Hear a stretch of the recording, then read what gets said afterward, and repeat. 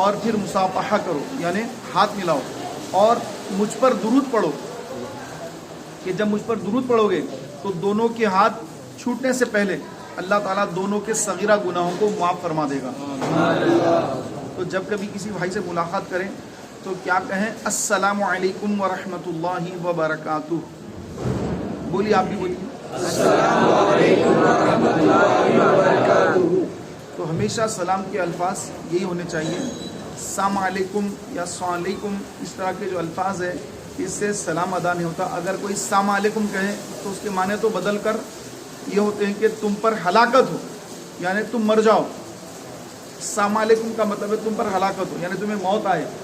تو السلام علیکم نہ کہیں، بعد السلام علیکم السلام علیکم ایسا کر دیتے ہیں، تو ایسا نہیں۔ السلام علیکم ورحمۃ اللہ وبرکاتہ جب لکھتے ہیں تو بعض لوگ الف کے بعد لام نہیں لکھتے، الف کے بعد سین لکھ دیتے ہیں السلام علیکم، تو وہ السلام علیکم نہیں ہوگا جب تک بیچ میں لام نہیں آئے گا۔ السلام علیکم نہیں ہوگا بلکہ اسلام ہوگا، اسلام علیکم ہوگا۔ الف سین لام الف لم کیا ہوگا؟ اسلام ہوگا۔ تو الف کے بعد اگر لام آئے گا تبھی وہ السلام علیکم ہوگا، لام سائلنٹ ہوگا، لام آئے گا لیکن پڑھیں گے نہیں اس کو۔ تو اس طرح بعض لوگ جو میسج کرتے ہیں اردو میں، تو جب جو ہے السلام علیکم بول کے میسج کرتے ہیں تو الف کے بعد لام ہو پھر سین لام الف۔ میرے خیال سے 5% لوگ یہ بات سمجھ رہے ہیں، باقی ہمارے کئی بھائی اردو سے آج جو ہے دور ہوتے جا رہے ہیں۔ رومن انگلش کا جو ماحول چل رہا ہے ابھی، میسج جو چل رہے ہیں رومن انگلش کے، تو وہی اب کوئی بیت ہو رہے ہیں اسلامی بھائی، تو وہ لوگ جو ہے پوچھ رہے ہیں کہ مفتی صاحب یہ جو ہے اردو میں تو ہے، اردو نہیں آتی ہم کو، کہ رومن انگلش میں ہے کیا؟ رومن انگلش میں ہے تو بولیے، ہم رومن انگلش میں ہم کو آسانی ہوتی پڑھنے میں، ایسا بھی ہو رہا ہے بات۔ تو اردو سے جو ہے ہم بہت دور ہو جا رہے ہیں، تو اردو سے دور نہ ہو پیارے بھائی۔ اردو ہماری مادر ٹنگ ہے، ہماری مادری زبان ہے، تو اس میں جو ہے ہم کو عبور حاصل ہونا چاہیے۔ اردو اگر آئے گی تو جتنے بھی دینی کتب ہیں یہ سارے کے سارے اردو میں لکھے ہیں۔ انگلش میں جو ہے وہ ایک مجبوری کے تحت کچھ ضروری مسائل لکھے ہوئے ہیں انگلش کے اندر، باقی کے سارے مسائل آپ کو عربی، فارسی اور اردو۔ تو عربی بھی جو آج کل ہم مطلب جو علماء ہیں انہی کو آتی ہے، بعض جو ہے فارسی تو اور کم ہے۔ اب لے دے کہ اردو بچی تھی، ہم اردو سے بھی دور ہو جا رہے ہیں، تو اردو جو ہے یہ سیکھنے کی ہم کو کوشش کرنا چاہیے۔ ایک مرتبہ درود شریف پڑھ لیجیے، اللہم صلی علی سیدنا مولانا محمد وعلی آل سیدنا مولانا محمد مبارک وسلم، صلاۃ و سلام علیکہ یا رسول اللہ۔ آقا علیہ السلام نے فرمایا کہ جو تمہیں سلام کہے تو اس سے بہتر الفاظ میں اس کو جواب دو، یعنی اگر کوئی السلام علیکم کہے تو آپ کہیں وعلیکم السلام ورحمۃ اللہ۔ اگر کوئی السلام علیکم ورحمۃ اللہ کہے تو آپ کہیں السلام علیکم ورحمۃ اللہ وبرکاتہ۔ اگر کوئی کہے السلام علیکم ورحمۃ اللہ وبرکاتہ تو آپ بھی کہیں وعلیکم السلام ورحمۃ اللہ وبرکاتہ۔ تو اس کے وہی الفاظ یا اس سے بہتر الفاظ میں اس کا جواب دیا جائے، کہ یہ طریقہ سنت ہے، مسنون ہے۔ پیارے بھائیوں، مصافحہ کرنا اور مصافحہ صحیح طریقہ جو مصافحہ کرنے کا ہے وہ ہتھیلی سے ہتھیلی ملنی چاہیے۔ وہ گیٹ بند کر دیجئے بیٹے، وہ گیٹ مت کھولیے، یہاں تک دھواں آ رہا اور محسوس ہو رہا کہ دھواں آ رہا ہے، وہ گیٹ بند رکھیے۔ ہم وہاں کریں تو مصافحہ کرتے وقت ہتھیلی سے ہتھیلی ملنا یہ سنت ہے، ہتھیلی سے ہتھیلی۔ اس طرح مصافحہ ایسا ہوتا ہے، بعض لوگ سے جو ہے مصافحہ اس طرح کرتے ہیں، خیریت، اس طرح ہاتھ دیا یوں یوں، اس طرح یوں، ایسے، بس اتنا یوں، ایسے یوں یوں یوں کروں گی، یوں کر کے ہو گیا۔ تو یہ طریقہ جو ہے لوگوں نے نکال لیا، جو غلط طریقہ ہے۔ صحیح طریقہ یہ ہے کہ مصافحہ کرنے سے محبتوں میں اضافہ ہوتا ہے، کہ آپ جس سے ملاقات کریں گے، مصافحہ کریں گے، ہاتھ ملائیں گے، تو اس سے جو ہے دل میں محبت پیدا ہوتی ہے اور دل میں ایک دوسرے کا ادب پیدا ہوتا ہے۔ تو ایک دوسرے سے، مسلمانوں سے آپس میں محبتیں ہونے کی آج بہت ضرورت ہے۔ ایک تو سلام سے جو کینہ دور ہوتا ہے، سلام یعنی اللہ تعالیٰ کی طرف سے دعا ہے کہ اللہ تم پر سلامتی نازل فرمائے، تو اس سے دلوں کے اندر جو کینہ ہے، یہ اندر دل کے اندر بھی ایک جو دشمنی چھپی ہوتی ہے، کبھی کسی کے ساتھ کچھ معاملہ ہو گیا تو وہ دل میں ایک بات رہ جاتی کسی کے، لیکن بار بار سلام دعا ہونے سے وہ چیز، دل کا کینہ جو ہے وہ ختم ہو جاتا ہے۔ تو پیارے بھائیوں، سلام سے کینہ دور ہوتا ہے، مصافحہ کرنے سے محبتوں میں اضافہ ہوتا ہے۔ تو ہمیشہ جب کسی سے ملاقات کریں تو اچھی طریقے سے ہتھیلی سے ہتھیلی ملائیں، اچھا گرم جوشی سے ملاقات کریں، ایسا ٹھنڈے انداز میں ملاقات نہ کریں، گرم جوشی کے ساتھ ایسا اچھا ملائیں کہ اس کا بھی دل خوش ہے کہ یار کسی اچھی ملاقات ہو رہی میری، تو ایسا ملاقات کرے. بعض لوگ کیا کرتے ہیں, یوں ملاقات کرتے ہیں, یوں کر کے, پھر یوں کر کے, پھر یوں بھی کرتے ہیں. تو یہ نہیں سمجھ میں آ رہا کہ یہ کیا ہے, پھر یوں بھی کرتے, پھر کیا یہ نیا نیا کرتے. بعض لوگ میرا ہاتھ پکڑ کے بھی یوں کرنے جاتے, پھر ارے نہیں بلکہ پھر چھوڑ دیتے. ان کو محسوس ہوتا کہ ارے میں غلط جگہ یہ کر رہا ہوں, یوں کر کے پھر پیچھے لے لیتے ہیں. تو میرے پیارے بھائیوں, یہ غلط طریقہ ہے. یہ ہمارے بھائیوں کو ہنسی آ رہی, میں ہنسانے کے لیے میرے ساتھ جو ہوتا ہے میں آپ کو جو بول رہا ہوں, میرے ساتھ ایسا بھی ہوتا ہے بعض وقت. تو یہ جو ہے طریقہ ایسا نہیں ہے. سنت تو یہی ہے کہ آپ ہاتھ ملائیں, اگر ایسا کریں تو یہ ٹھیک ہے, لیکن پھر اس کے بعد کے جو مراحل ہیں اس پہ جانے کی ضرورت نہیں ہے. بس یہیں تک ہالٹ ہے اپنا. تو یہ مصافحہ کریں, اور کیا کریں ساتھ میں شریف پڑھیں. اور ایک اس کی دعا بھی ہے, یغفر اللہ لنا ولکم, اللہ تمہاری ہماری مغفرت کرے. تو یہ بھی دعا جو ہے یہ درود شریف پڑھ کر صلی اللہ علیہ یا رسول اللہ, پھر اس کے بعد یغفر اللہ لنا ولکم. لیکن آج کل اتنا کون کرتا ہے کہ جو ذرا زیادہ فری ہوتے ہیں, جن کی زبان ایک دم فری ہوتی ہے, وہ ملاقات کے لوگوں کو گالی دے کے ملاقات کرتے ہیں. کیسا ہے, ارے فلاں فلاں بول کے اسے گالی دے کے بات کرتے ہیں معاذ اللہ. تو یہ بے انتہا غلط ہے کہ فرشتے لکھ رہے ہیں ہماری گفتگو, اور نعوذ باللہ ہمارے غلط الفاظ بھی لکھے جا رہے ہیں, تو کوئی ثواب نہیں مل رہا, اس پر الٹا گناہ ہو رہا ہے. تو ثواب کمانا ہے, سنت کے مطابق سلام کرنا ہے, مصافحہ کرنا ہے, اور دونوں کے ہاتھ جدا ہونے سے پہلے اپنے بھائی کے اور اپنے گناہ معاف کرا لینے کا آقا علیہ السلام نے آسان نسخہ بتا دیا. جب کسی سے ملاقات کریں السلام علیکم ورحمۃ اللہ وبرکاتہ, اس کے بعد صلی اللہ علیہ یا رسول اللہ, یغفر اللہ لنا ولکم. تو یہ تین چیزیں, ان میں سے جو ہے آپ جو چاہے کریں, بلکہ تین کریں تو بہت اچھی بات ہے. اللہ تعالیٰ مجھے آپ کو عمل کی توفیق عطا فرمائے. ایک مرتبہ مل کر درود شریف پڑھ لیجیے. اللہم صلی علی سیدنا مولانا محمد وعلی آل سیدنا مولانا محمد وبارک وسلم.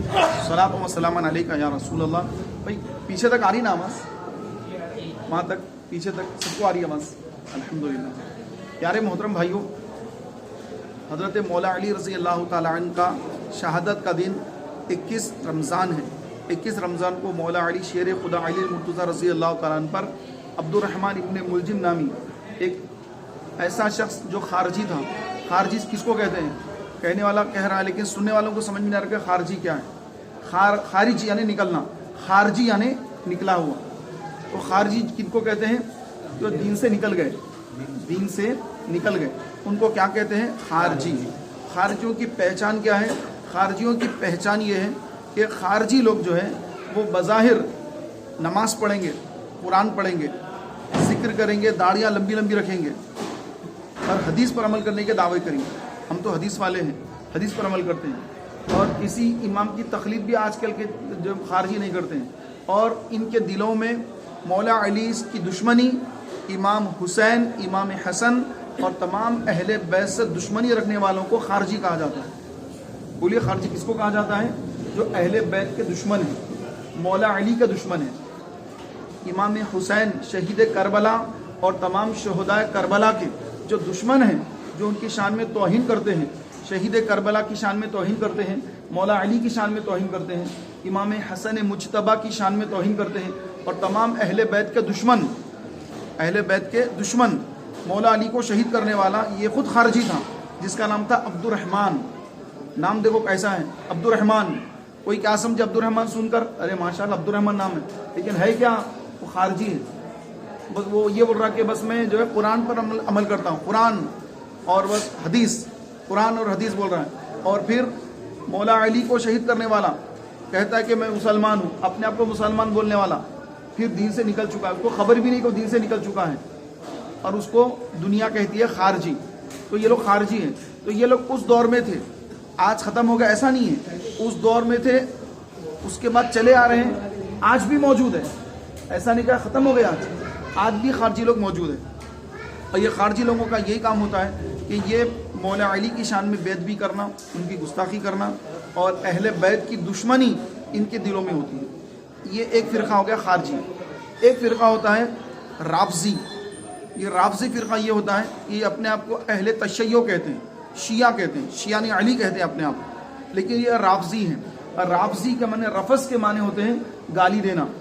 رفض کے معنی کیا ہوتے ہیں بولیے, صحابہ کو گالی دینا, رفض کرنا, ان کو جو ہے ان کو برا بھلا کہنا, صحابہ کو گالی دینے والے رافضی, رفض کرنے والے, گالی دینے والے, صحابہ کو گالیاں دینے والے.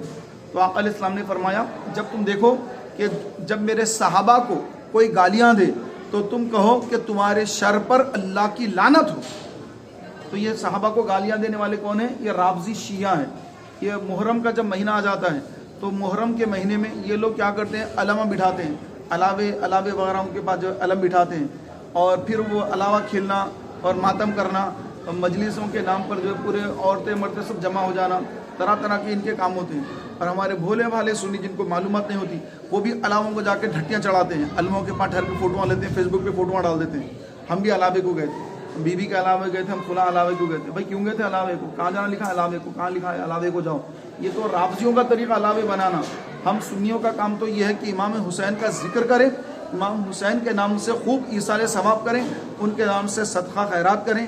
ان کی جو سیرت ہے، ان کی سیرت ہم پڑھ کر اپنی اولاد کو، اپنے بچوں کو، اپنے ہونہاروں کو، اپنے اسلامی بھائیوں کو ان کو امام حسین کی جو شہادت ہے اس کا واقعہ سنائیں کہ امام حسین نے کیوں شہادت حاصل کی، کیوں شہید ہو گئے، کیا معاملہ تھا، یزید کیا مطالبہ تھا، امام حسین کیا چاہتے تھے، کیا مرحلہ تھا، کیا معاملہ تھا. اس کے اوپر گفتگو ہونا، اس پہ بیانات ہونا. تو الحمدللہ ہمارے تحریک اسلامی کے سنی مرکز پر الحمدللہ 2 دن کا ماہ محرم میں 2 دن کا پروگرام ہوتا ہے، 9 اور 10. 9 کے دن رات میں 9 بجے سے لے کر 2-3 بجے تک محفل چلتی ہے، ذکر ہوتا ہے، امام حسین پر بیان ہوتا ہے. پھر دوسرے دن ظہر سے لے کر افطار تک امام حسین کی شہادت کا بیان ہوتا ہے، ذکر حسین ہوتا ہے. تو یہ ذکر حسین کرنا، ذکر حسن کرنا، ذکر علی کرنا، یہ الحمدللہ ہم سنیوں کا طریقہ ہے. لیکن رافضی کیا کرتے ہیں؟ ذکر حسین تو کرتے ہیں لیکن ساتھ میں صحابہ کی گستاخی، صحابہ کو برا بھلا کہنا، صحابہ کو گالیاں دینا. اور یہ خارجی یہ صحابہ کی بڑی تعظیم کرتے ہیں، ابو بکر کی تعظیم کریں گے، عمر کی تعظیم کریں گے، عثمان کی تعظیم کریں گے، خلفائے ثلاثہ کی اور دیگر صحابہ کی تو تعظیم کریں گے. جب مولا علی کی بات آ جائے گی تو ان کے چہرے کا جغرافیہ بدل جائے گا، چہرے پہ ناخوشگواری آئے گی. جیسے علی کا نام آئے گا ان کا چہرہ جو ہے چہرے سے پہچان لیے جائیں گے کہ ان کے چہرے پر ناخوشگواری آ جائے گی، ارے علی کا ذکر کیوں کیا. تو یہ علی کا ذکر سے چڑنے والے یہی خارجی ہیں. یہ آج سے نہیں ہے، یہ پہلے سے ہے. کیونکہ رسول کریم علیہ السلام نے فرمایا کہ جس کے دل میں علی کی محبت ہوگی وہ منافق نہیں ہوگا.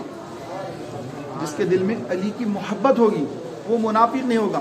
اور جس کے دل میں نفاق ہوگا، جو منافق ہوگا، اس کے دل میں علی کی محبت نہیں ہوگی. تو صحابہ فرماتے ہیں کہ جب ہمیں معلوم کرنا ہوتا ہے کہ ان میں سے کون کون منافق ہے، کون کون مومن ہے، تو ہم لوگ اس کے سامنے ذکر علی چھیڑ دیتے، ذکر علی چھیڑ دیتے.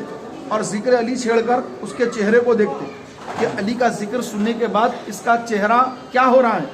اگر اس کا چہرہ کھل اٹھتا ہے، چہرہ کھل جاتا ہے، تو ہم جان لیتے کہ یہ مومن ہے. اگر اس کا چہرہ کھلتا نہیں بلکہ چہرہ مرجھا جاتا ہے کہ چہرے پر بل آ گئے کہ ذکر علی کیوں کر دیا، چہرے پہ یوں کر لیا چہرہ، تو ہم سمجھ جاتے، صحابہ فرما رہی ہیں، ہم سمجھ جاتے کہ یہ منافق ہے، مومن نہیں ہے. کیونکہ مومن کے دل میں تو علی کی محبت ہوتی ہے. تو پیارے بھائیوں، یہ 2 فرقے ہیں، ایک خارجی، ایک رافضی. اب خارجیوں میں دیگر جماعتیں بھی ہیں. کوئی اپنے آپ کو کہتا کہ ہم تبلیغ کا کام کر رہے ہیں، کوئی کہتا کہ ہم اسلام کی جماعت ہے. تو یہ ساری چیزیں انہی کی شاخوں میں سے ہیں کیونکہ ان کے عقائد انہی سے ملتے ہیں.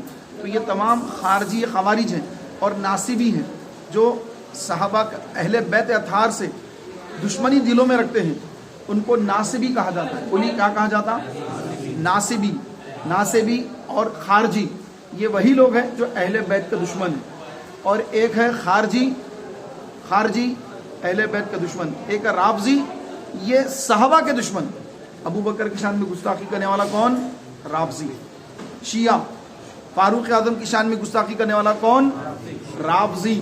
شیعہ محرم کا مہینہ آتا ہے تو کالے کپڑے پہن لیتا ہے، ذکر علی تو کرتا ہے لیکن علی نے جن کے ہاتھ پر بیعت کی وہ ابو بکر ہیں، ان کی گستاخی کرتا ہے. یہ ہے رافضی. تو پیارے بھائیوں، ہمیں رافضیوں سے بھی بچنا ہے، خارجیوں سے بھی بچنا ہے. اور رہنا کیا ہے؟ کیا بنے رہنا ہے؟ اہل سنت، مسلک اہل سنت پر قائم رہنا ہے. ہو رہا یہ ہے کہ کئی ہمارے بھائی سنی رہتے رہتے آہستہ آہستہ پٹری بدل دیتے ہیں. آہستہ آہستہ کوئی جو ہے دوستوں میں رہ کر علاووں کو جانا شروع کر کے ذکر حسین کے نام پر صحابہ کا دشمن بن جا رہا ہے. حضرت امیر معاویہ کی شان میں گستاخی کرتا ہے، جبکہ وہ صحابی رسول ہیں.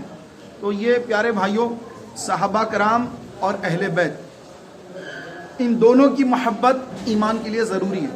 اہل بیت سے بھی محبت ضروری ہے, حضور کے صحابہ سے بھی محبت ضروری ہے. کیوں؟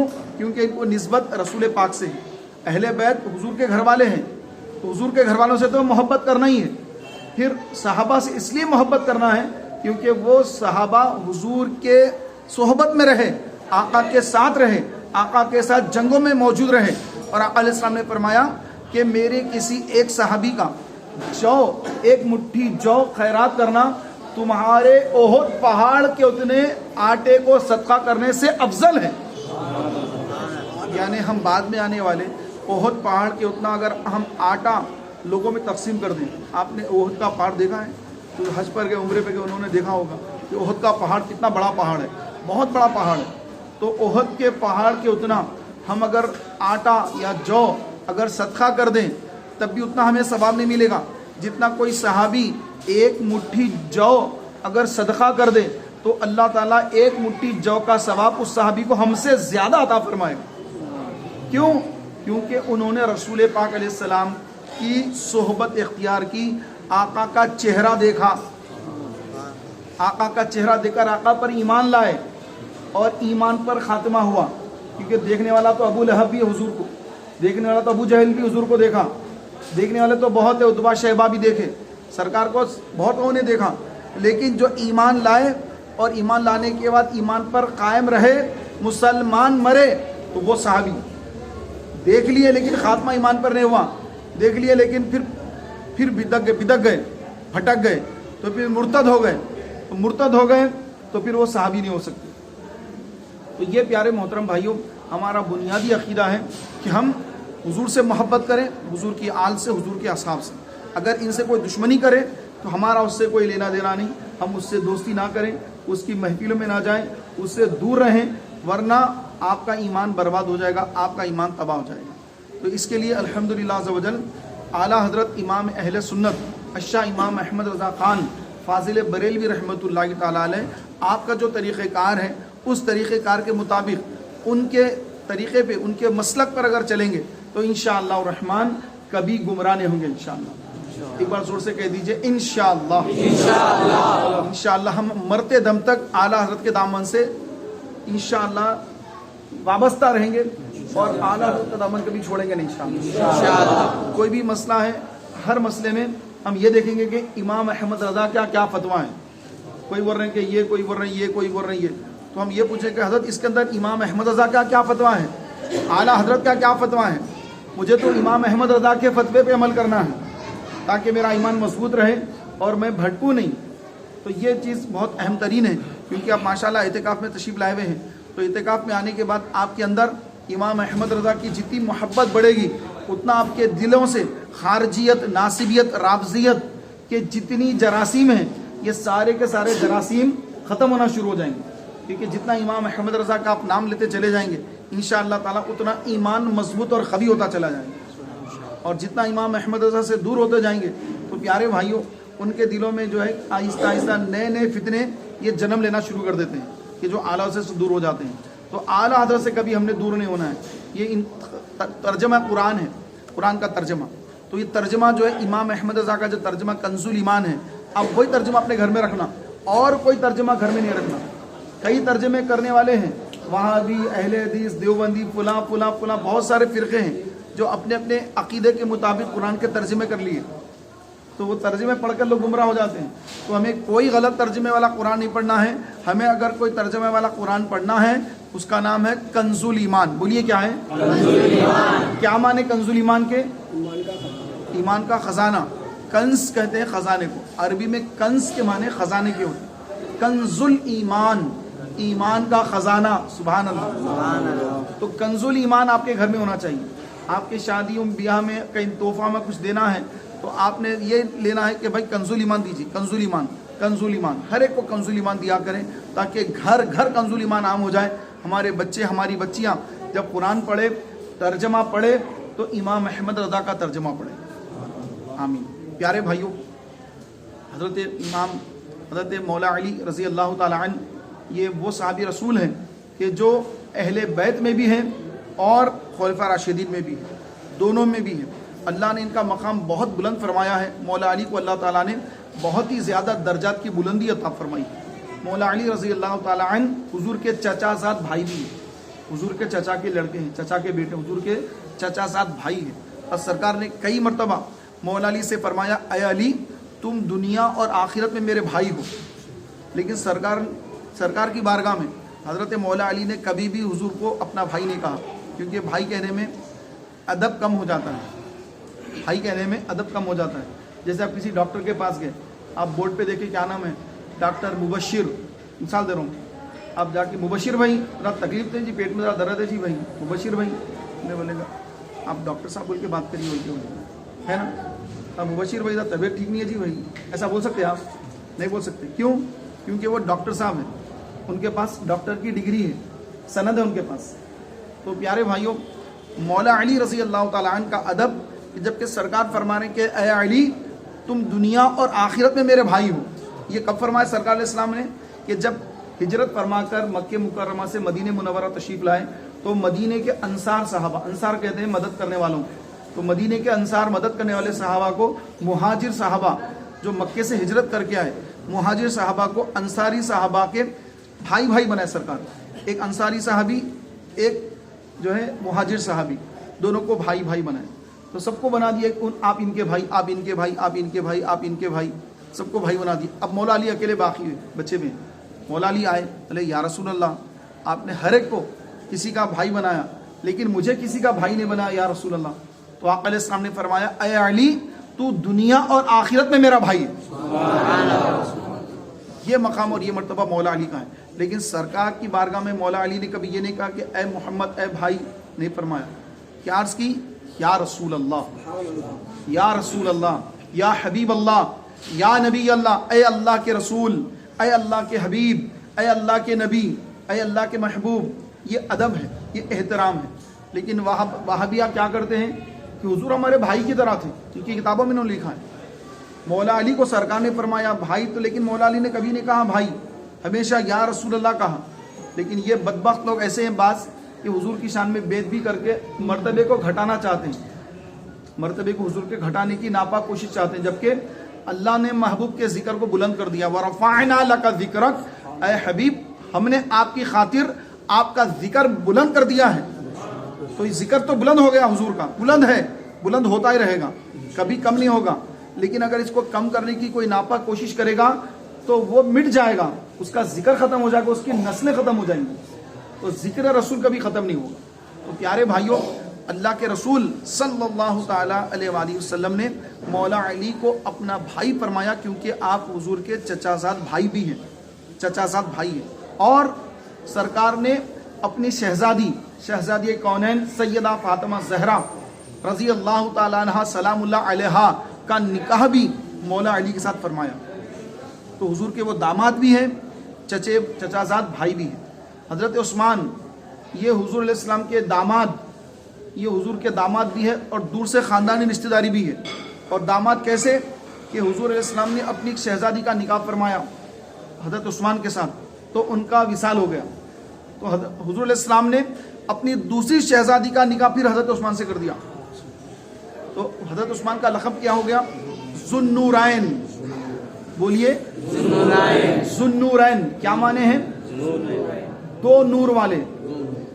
حضور کی جو بارگاہ ہے، حضور کی بارگاہ سے دو نور ملے، حضرت رقیہ، حضرت ام کلثوم، دونوں حضور کی شہزادیوں سے حضرت عثمان کا نکاح ہوا۔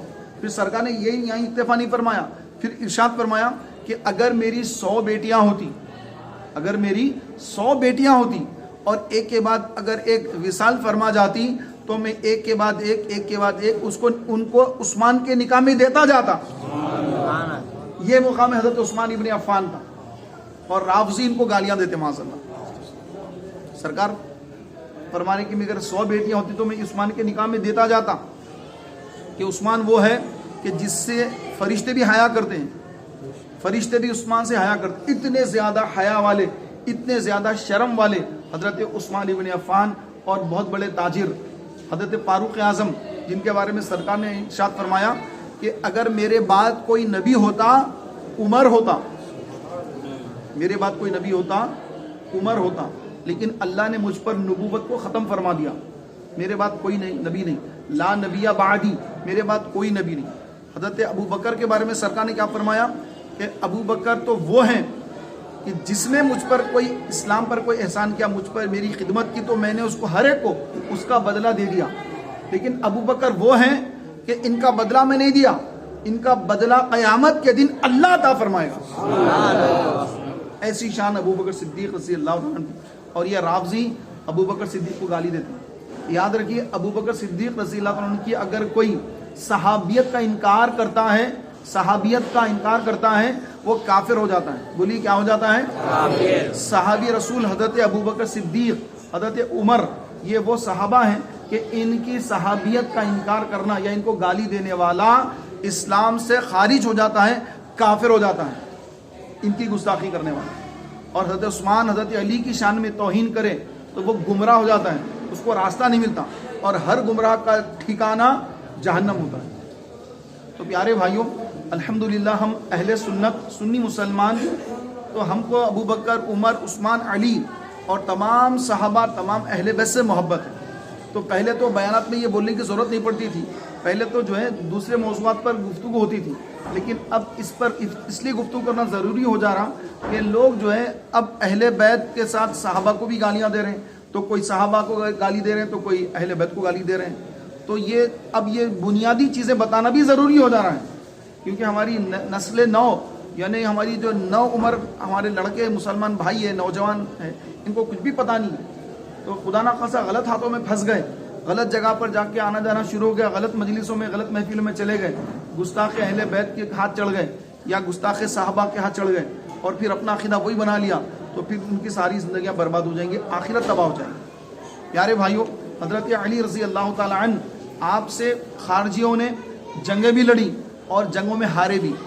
ایک نہروان بلکہ ایک مقام ہے، نہروان، تو وہاں پر سرکار علیہ السلام نے پہلے بتا دیا تھا کہ اے علی، تم سے خارجیوں کی ایک جنگ ہوگی نہروان کے مقام پر، جگہ بھی بتا دی سرکار علیہ السلام نے کہ نہروان کا مقام ہوگا، اے علی تم سے ایک جو ہے گروہ تم سے جنگ کرے گا جو خارجیوں کا ہوگا۔ سرکار نے پہلے بتا دیا کہ خارجی ہوں گے وہ لوگ، اور تمہاری جنگ ہوگی ان کے ساتھ، اور تمہاری فتح ہوگی۔ سرکار نے فتح کی خوشخبری بھی سنا دی، تمہاری فتح ہوگی، اور وہ جو خارجی ہیں ان خارجیوں کا جو سرغنہ ہے، یعنی ان کا جو سردار ہے، سرغنہ ہے، وہ سرغنہ بھی مارا جائے گا، اور اس کا جو سینہ ہے، ایک طرف کا سینہ جو ہے وہ عورتوں کی طرح اس کے سینے میں ابھار ہوگا، خارجی کا جو لوگ کا سرغنہ ہوگا، ایک طرف کا اس کا سینے کا ایسا حلیہ ہوگا۔ آقا علیہ السلام نے اس کی بھی خبر دے دی۔ اس کے بعد پھر مولا علی رضی اللہ تعالیٰ عنہ کا جب دور آیا تو ٹھہر گئے بہت سارے خارجی، ہاتھوں میں قرآن ہے، ایک ہاتھ میں قرآن، ایک ہاتھ میں تلوار ہے۔ آج بھی دیکھیں بہت سارے ایسے لوگ ہیں، قرآن ہاتھ میں ہوتا ہے، سنیوں کو جو ہے مشرک بول کر مارتے ہیں، سنیوں کو درگاہوں پر جانے والے مشرک کہہ کر سنی مسلمانوں کو شرک کا، کفر کا فتویٰ دیتے ہیں، اور دے کر ہاتھ میں قرآن ہوتی ہے، ایک ہاتھ میں تلوار ہوتی ہے، وہ تلوار سے جو مسلمان کو مار کے کہتے ہیں کہ ہم نے نعوذ باللہ ایک مشرک کو مارا۔ ارے مشرک کیوں؟ لیکن درگاہ پہ گئے اس لیے مشرک، درگاہ پہ جانے والوں کو، سنیوں کو مشرک کہنے والے یہی لوگ خارجی ہیں جو آج بھی موجود ہیں۔ تو یہ آئی ایس جو ہے عراق میں جو تھی، دیکھیے ابھی تو ختم ہو گئی، تو یہ لوگ وہی خارجی لوگ ہیں یہ پورے۔ تو پیارے محترم بھائیوں، جنگ ہوئی نہروان کے مقام پر، ایک طرف صحابہ ہیں حضرت مولا علی کے ساتھ، ایک طرف خارجی ہیں۔ تو خارجیوں کے جو حال ہے، رات میں جنگ ہے، رات میں جو ہے آرام کریں دونوں خیموں میں، صبح جنگ ہونے والی ہے، رات میں صحابہ عشاء پڑھ کے کچھ ذکر کر کے آرام کر رہے ہیں کہ صبح جنگ ہے، لیکن خارجیوں کا یہ عالم ہے کہ عشاء کی نماز، ادھر بھی عشاء کی نماز ہو رہی، ادھر بھی عشاء ہو رہی ہے، عشاء کی نماز کے بعد خارجی لوگ، لمبی لمبی داڑیاں ہیں، تلواریں ہاتھوں میں، قرآن بھی ہاتھوں میں، اور رات بھر قرآن پڑھ رہے ہیں، ادھر صحابہ آرام فرما رہے ہیں، لیکن یہ خارجی لوگ ادھر کیا کر رہے ہیں؟ قرآن کی تلاوت کر رہے ہیں۔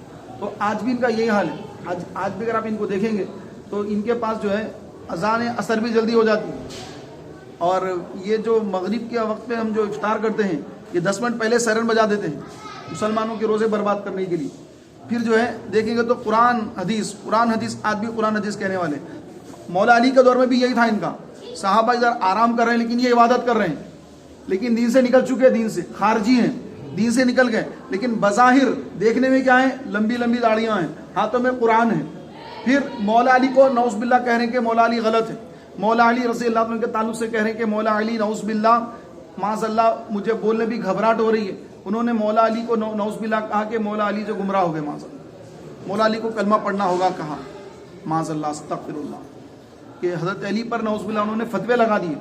اور جنگ ہوئی, اور جنگ ہونے کے بعد الحمدللہ اللہ تبارک و تعالیٰ نے رسول پاک کی پیشین گوئی کو سچی فرما دیا, اور مولا علی نے جنگ جیتی, مولا علی نے جنگ جیتی. اور اس کے بعد ان کافروں کی لاشوں کو جمع کیا گیا.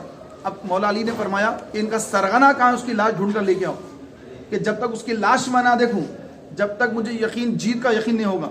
کیونکہ آقا علیہ السلام نے خبر دی کہ اے علی جیت تمہاری ہوگی, وہ سارے خارجی مارے جائیں گے لیکن ان کا سرغنہ بھی مارا جائے گا, اس کی یہ نشانی ہے.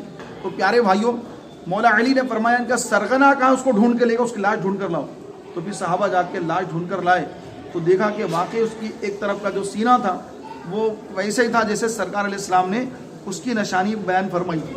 تو مولا علی نے جب دیکھا, دیکھ کے فرمایا, اس وقت آپ نے ایک زوردار نعرہ لگایا, نعرہ لا کر کہا کہ سچ کہا رسول اللہ صلی اللہ علیہ وسلم نے, کہ واقعی اس کا سینہ ایسے ہی ہے جیسے سرکار نے خبر دی. تو میرے پیارے بھائیوں, وہ لوگ ختم نہیں ہوئے.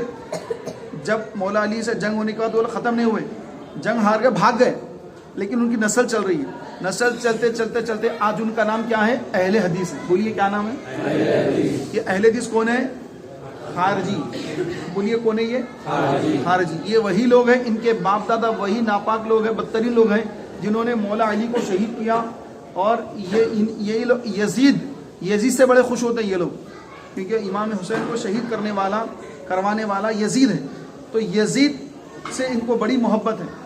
جب یزید کا نام لیتے ہیں, آپ کیا کہتے ہیں یزید کا نام لے کر, یزید پلیت بولتے ہیں آپ اس کو, یزید تو پلیت تھا آپ کہتے ہیں اس کو, لیکن وہ لوگ کیا کہتے ہیں, یزید رضی اللہ تعالیٰ عنہ, معاذ اللہ, حضرت یزید رحمت اللہ علیہ, یہ اہل حدیث کہتے ہیں, معاذ اللہ. یزید کو رضی اللہ تعالیٰ عنہ رحمت اللہ تعالیٰ علیہ, جبکہ جب سے امام حسین کی شہادت ہوئی, جب سے لے کر آج تک اتنے بڑے بڑے اولیاء اللہ, اتنے بزرگان دین آئے, سب نے یزید کو پلیت کہا, امام حسین کا دشمن کہا, یزید کو بدترین خلق کہا.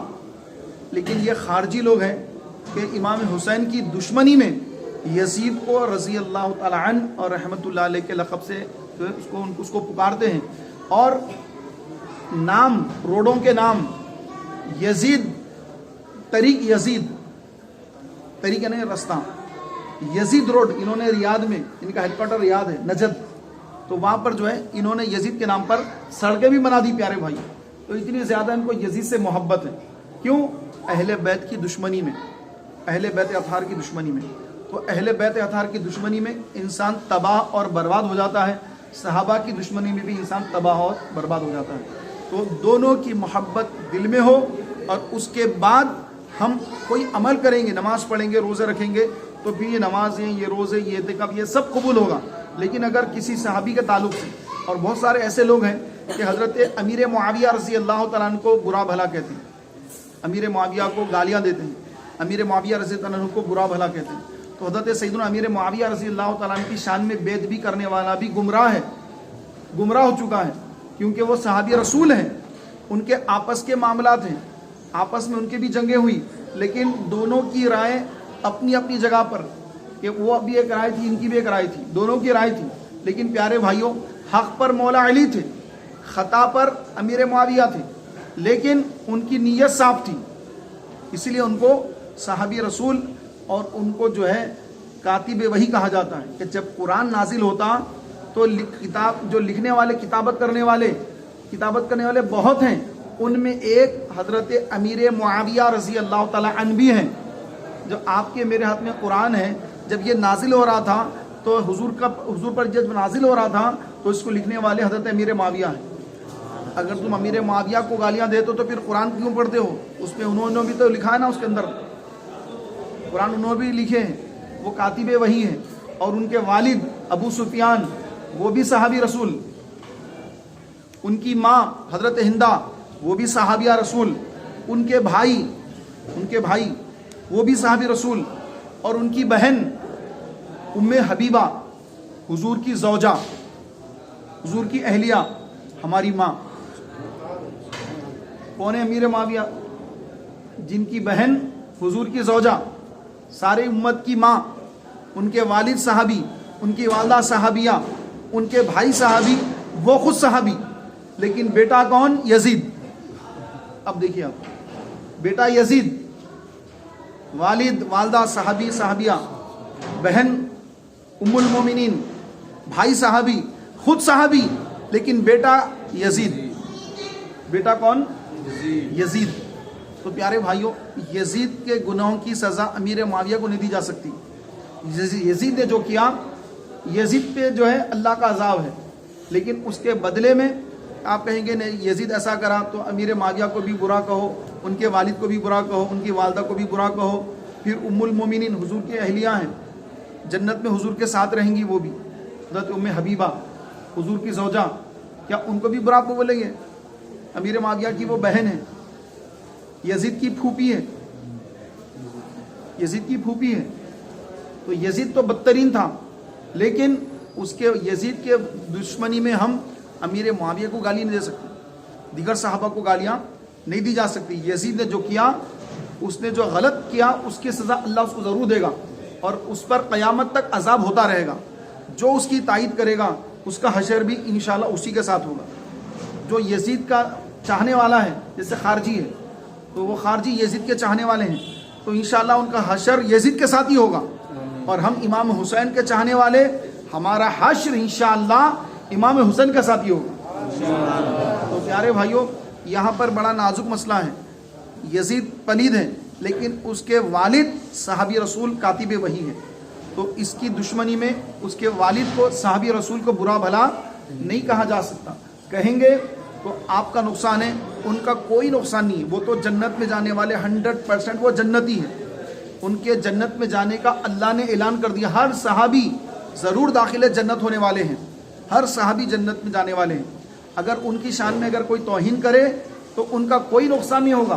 اگر آپ امیر معاویہ کو، حضرت ابو سفیان کو، حضرت ہندا کو، حضرت ان کی جو بہن ہے حضور کی زوجہ ام حبیبہ رضی اللہ تعالیٰ عنہا ام المومنین ہیں، ان کو کسی کو بھی اگر آپ برا کہیں گے، ان کی شان میں بے ادبی گستاخی کریں گے، تو ان کا کوئی نقصان نہیں ہوگا، بولنے والے کا نقصان ہوگا۔ یہ بات آپ ذہن میں رکھ لیں۔